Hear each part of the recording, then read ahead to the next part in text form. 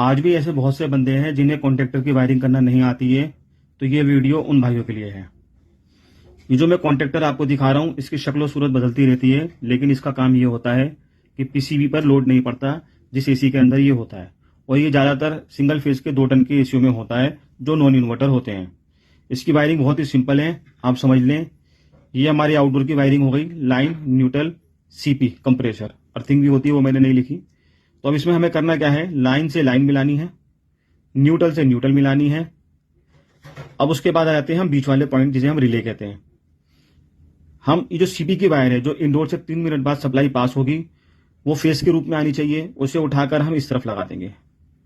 यहां पर फेस आ गया, और अब हमें इस पॉइंट में सप्लाई देनी है, जो हमें न्यूट्रल के रूप में देनी है। न्यूट्रल चाहे तो हम यहां से उठाकर डायरेक्ट यहां दे सकते हैं, या चाहे तो यहीं से उठाकर इसको लूप बनाकर यहां न्यूट्रल दे सकते हैं।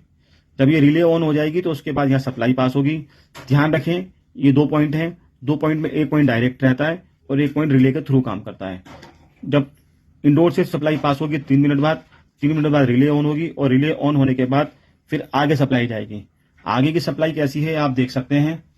ये हमारा कैपेसिटर है, मैंने इसमें पॉइंट आउट कर दिया है, आप देख सकते हैं। ये हमारी कंप्रेसर की कॉमन है, जो कि डायरेक्ट जाएगी रिले से, मतलब कॉन्ट्रैक्टर से। ये हमारी रनिंग है, जो कैपेसिटर पे रहेगी, और इसी रिले से यानी कॉन्ट्रैक्टर से एक वायर निकलेगी जो कैपेसिटर पे जाएगी। फैन की सप्लाई आप यहां देने के लिए यहां पर भी दे सकते हैं, लेकिन आप यहां दें। यहां देने से क्या फायदा है कि मान ले कभी ये कॉन्ट्रैक्टर खराब हो जाता है, उस सूरत में क्या होगा कि ये जो इसका प्लंजर है, ये आवाज देख रहे हैं आप, ये ऑन नहीं होगा। तो हो सकता है कि आपके जहन में ये सवाल आए कि ये ऑन हो भी रहा है या नहीं।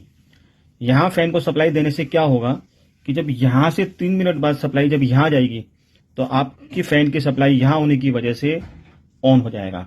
अगर आप यहां लगा देंगे और ये प्लंजर नहीं चिपक रहा है 3 मिनट बाद, तो आपको समझ नहीं आएगी कि ये कॉन्ट्रैक्टर काम कर भी रहा है या नहीं।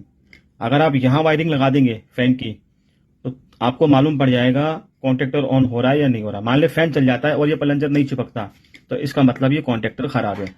और ये चिपक जाता है और आगे कंप्रेसर ऑन नहीं होता है, तो इसका मतलब यहां से सप्लाई तो पास हो रही है, यहां कहीं दिक्कत है। तो इस चीज का आप ध्यान रखें।